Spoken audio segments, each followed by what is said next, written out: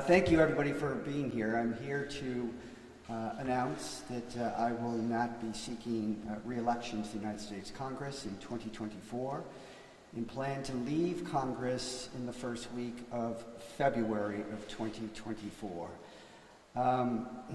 Moody's just downgraded American debt from stable to negative, citing the dysfunction of Congress and the dysfunction of Washington.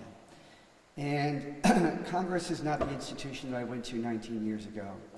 It's a very different place today. We're spending more time doing less, and the American people aren't being served. For example, last week we had very late votes, multiple votes, most of those votes of which were to reduce the salary of administration officials to $1.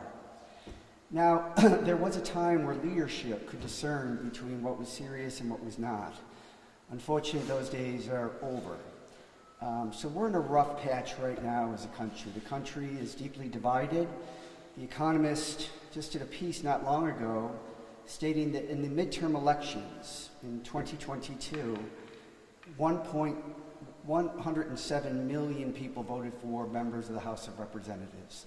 The difference between Democrats and Republicans was 6,670 votes.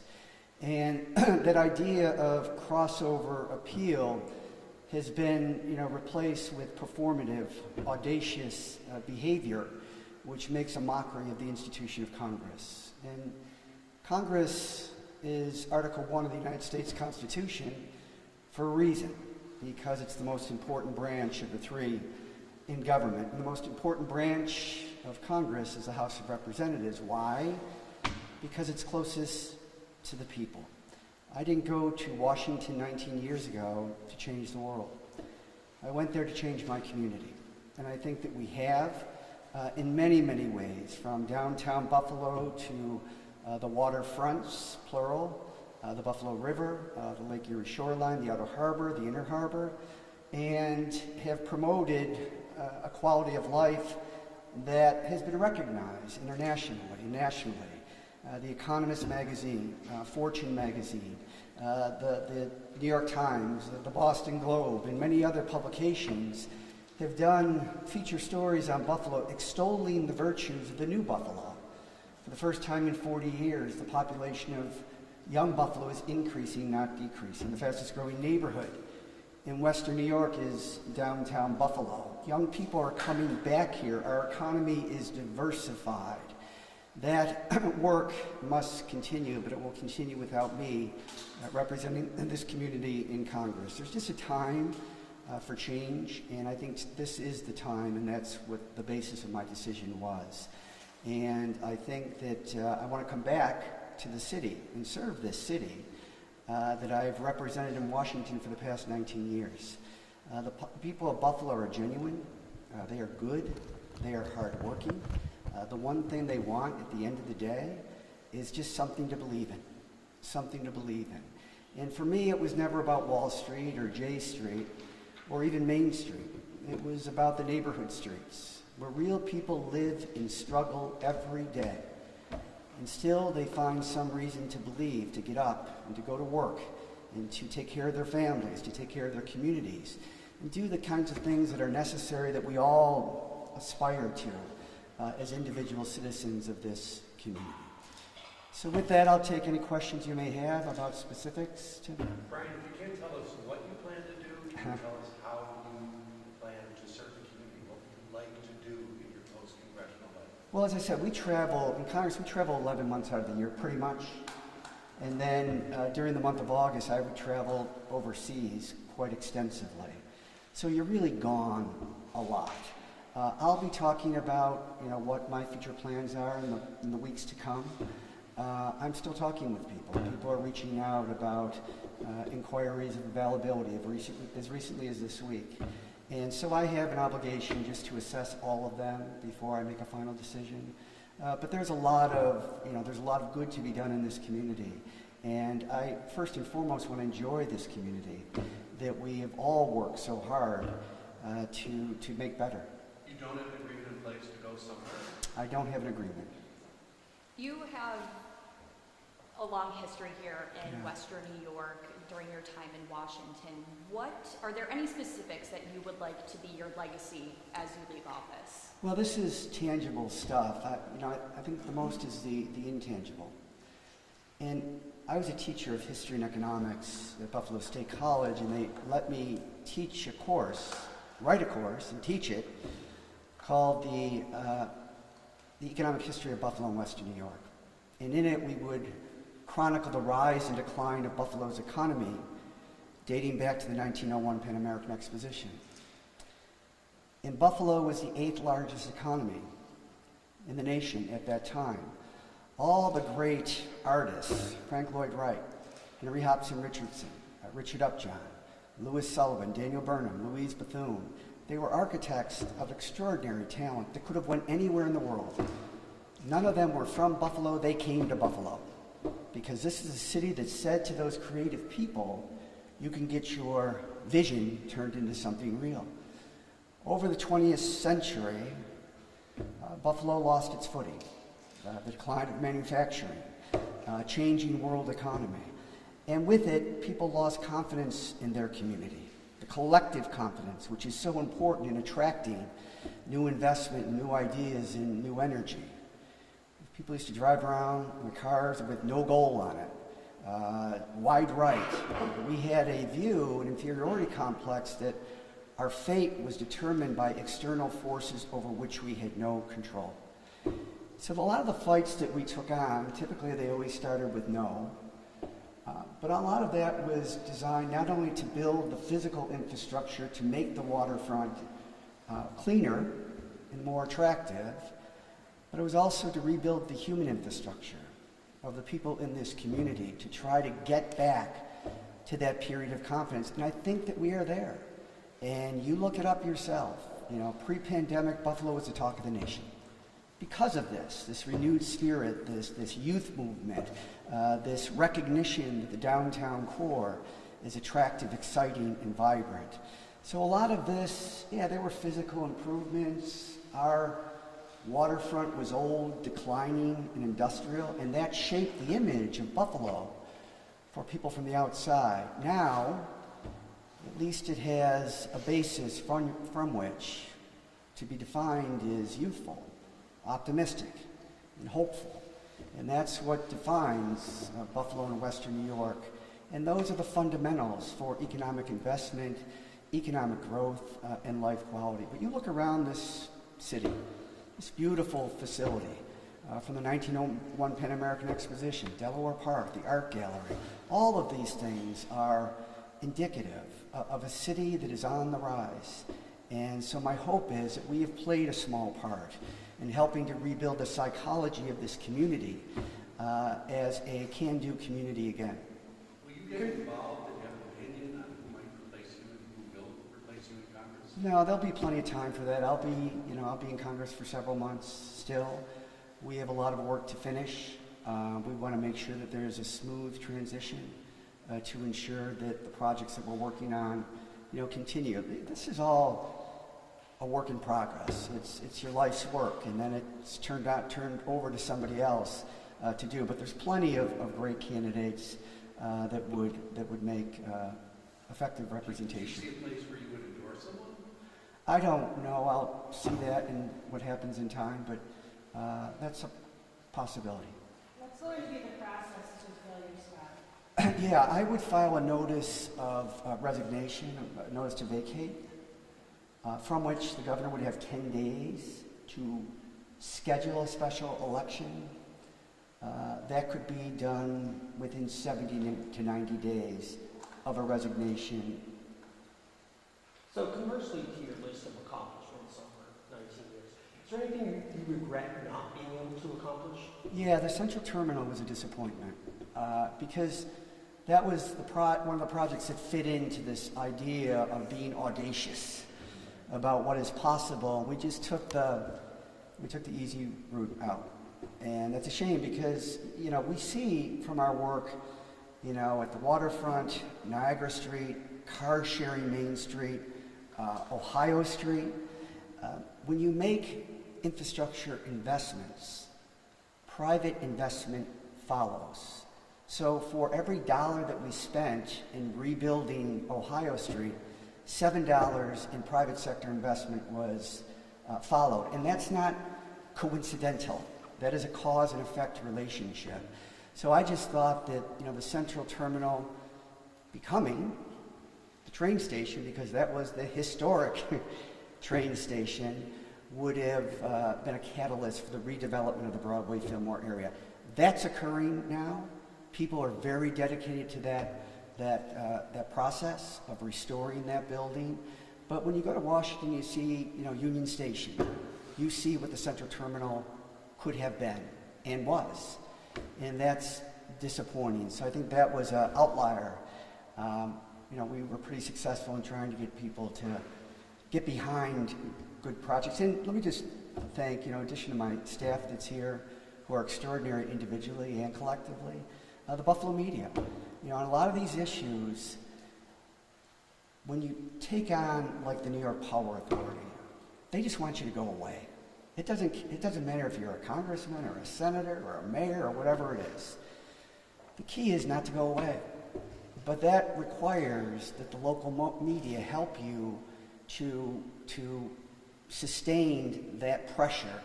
The NFTA held the waterfront property for decades and wouldn't give it up. They said they wanted money for it. They should have been sued for negligence. But that held Buffalo back for a long time. But it took 20 years to get them to relinquish control of the waterfront area. So what we've tried to do is, I don't really chase the 24-hour news cycle in Washington. A lot of people do that. They're good people, and that's their business. Buffalo needed a different congressman. And what we tried to do, and that's fleeting anyhow, it just lasts until the news cycle ends, and then it starts again. And when you do a retrospective about what's been accomplished, typically the conclusion is very little. What we tried to do here is identify what's important, find a focus, sustain a focus, and produce an outcome. Have vision, but being prepared to make that vision something real. And there are many examples of it, and we're proud of that work, but it simply provides a basis from which the next generation can build on those successes if they deem them to be so. What advice would you offer to whoever ends up filling your seat that you wish somebody had given to you before you sat here? Well, it's exactly what I had. There's show horses in Congress and there are work horses. I just gravitate to the work horses. I'm on the House Ways and Means Committee. 8 presidents, 8 vice presidents, 23 speakers of the House, and 4 members of the United States Supreme Court came from, including William McKinley, who was shot here at the Pan American Exposition, came from the House Ways and Means Committee. It is a serious committee with serious minds. It's become very politicized. And when I say that, legislation has become weaponized.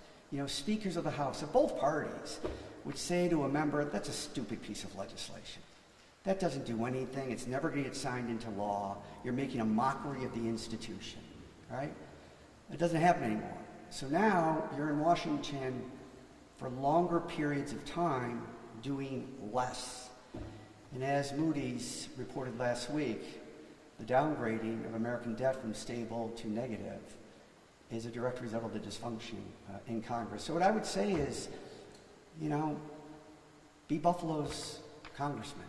Don't get immersed in that culture there. It's just not healthy. Books have been written on it for centuries about all of that stuff.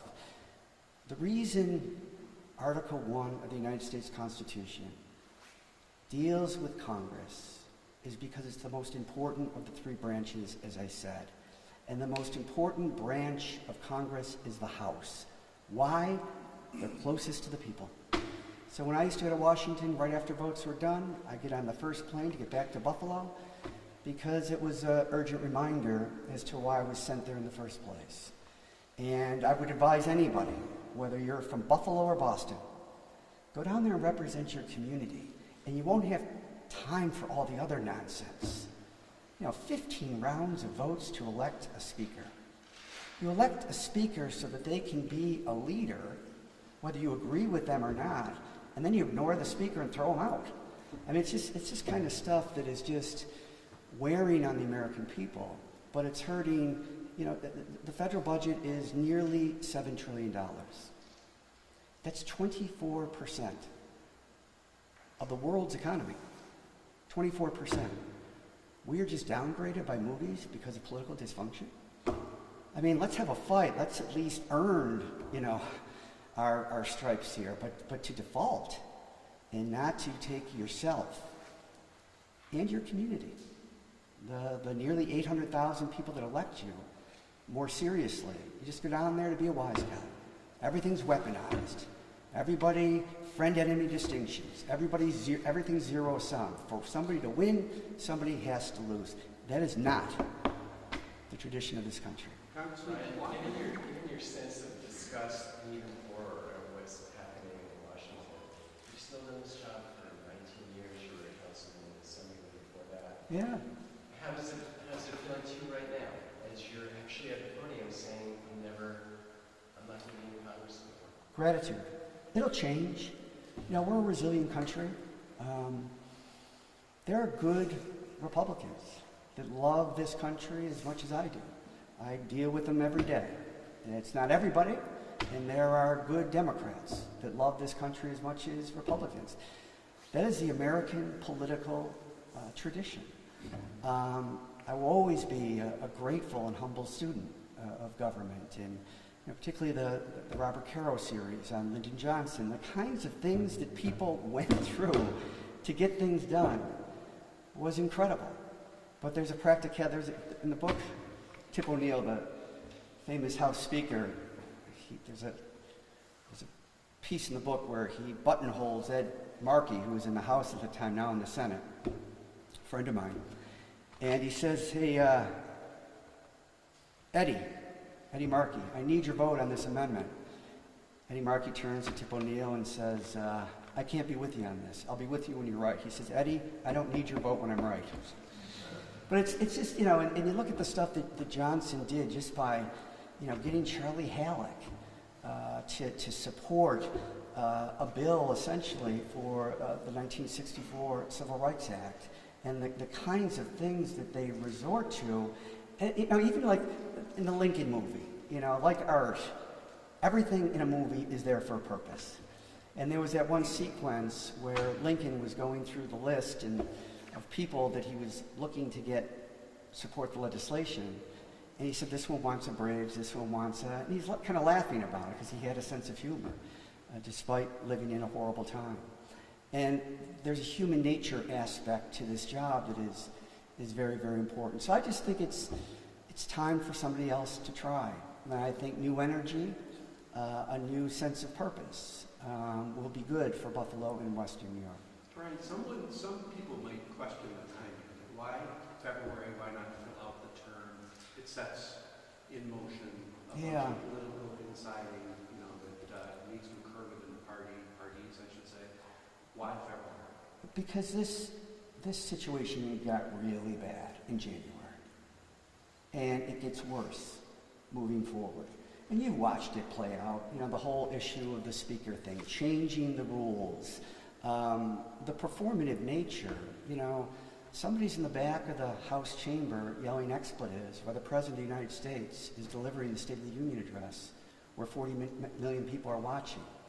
That individual is not one of 435 that is caring about their constituency. They just want to get on television so that they can fundraise. And it's really come down to that. You're seeing a lot of members have announced that they're leaving. And I think that will, that will continue. So it's something that's been on my mind for a while. And so I just think the timing's right. How difficult was this decision to make? Was it a struggle? For me? Yeah. Well, look, I have extraordinary people that work with me.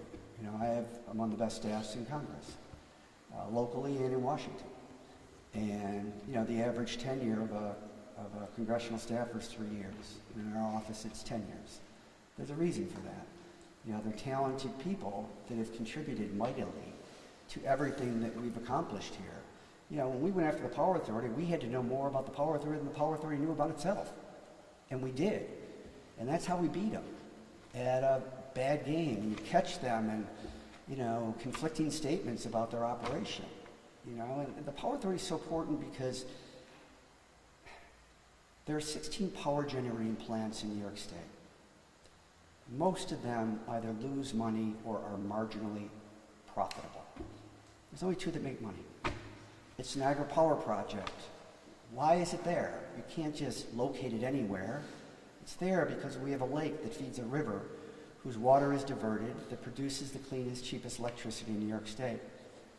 In 1957, an act of Congress, the Niagara Redevelopment Act, took all that power you once had to be here to use and outsourced it throughout New York State and to 7 states outside of New York.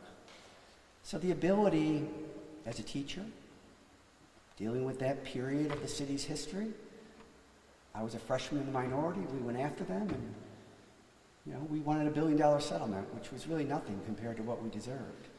We settled for $300 million, but it wasn't nearly enough. But how difficult was it for you to make the decision to walk away at this point?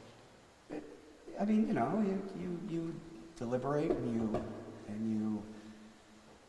you question, your vision for your own presence and what it is you're going to do. And I just hate leaving the community that I've served for 19 years. And I would just rather be in Buffalo than Washington. I had a friend, very good friend, among several inquirers, said, you stay here, you're going to really be able to cash in. You don't get the point. I don't want to be in Washington. It's too transactional. And people will tell you that. People that have written books, memoirs, on their time in Washington as members of Congress. It's temporary. This is home. This is a great, great city. And whatever I can do to build it and to make it better than what it is, that's what I want to do. I love this city. And I want everybody else to love it as much. And I think a lot of people do. But, the amazing thing is when you live somewhere, you have a tendency to take for granted those things that are unique to the place that you love. Only when you travel, and that's why travel is important. It gives you perspective. You can do comparative analysis. You can see the way people, just think about this for a moment. Reader's Digest, which I didn't even know was a thing anymore, about a month ago comes out calling Buffalo the kindest city in the nation based on a vote of their editorial board. It was more than nice. Nice is one easy way to describe it. It's genuine. It's good people. It's, generations of families and friends. It's beautiful natural resources. Yeah, we have a little snow, but that toughens us, and we become resilient. So I guess it's a conclusion that is drawn as you evolve and you experience certain things. But this year has been a particularly bad year for the country. And, I'm not really about wasting time. And I will tell you, over the last 6 weeks, most of our time in Washington has been sitting around waiting for House Republicans to fix their situation. And then, again, the other night, 25 resolutions to cut the pay of the Secretary of Homeland Security. That's never going to become law. It's just a wise guy that wants to make a point and have a talking point to their local community. There are more important things in life than that right now. And as I said, it will get better. Things ebb and flow. But I think that we're at the beginning of a bad trend, not the end of one. What do you think are some of the biggest issues impacting your district that your successor is going to need to tackle? Well, I think that, a lot of people, I mentioned before optimistically, that, Buffalo was going through somewhat of a renaissance, but not all of Buffalo. And we saw from the May 14th shooting and the pandemic, the fragility of inequality had manifested itself. And we have to do something about that. When you look at the cancer space, I'm a co-chair of the Cancer Caucus. We have played a major role in pushing the administration to increase the funding to the National Institutes of Health and the National Cancer Institute. But you look at 6% of those who should be screened for lung cancer in industrial areas are not screened. And Roswell, to their considerable credit, had the presence of mind to establish a mobile unit to go to the people. And detecting cancer early is important for survival. Less than 10% of cancer deaths are attributed to the original tumor. It's when cancer advances, when it metastasizes, when it moves to an organ that you can't live without. You know, people don't die of breast cancer. People die of metastatic breast cancer to the brain. But cancer deaths are counted by their origin. So that's why we talk about breast cancer the way that we do. And that's why being diagnosed at stage 1 is a lot better than being diagnosed at stage 4, because the survival rate is higher. Therefore, early detection and screening is very, very important. Lifestyle. Smoking. More men will die of cancer than women. Why? Because men smoke more. 12 specific cancers are attributed to tobacco use, smoking. 90% of lung cancers are attributed to smoking, you know. So I think it's about trying to find a more equitable, inclusive way to grow Buffalo and Western New York. To have a renaissance, everybody has to participate. Everybody has to feel seen and heard. And I think that's important to Buffalo. Thank you. Okay. Thanks, everybody.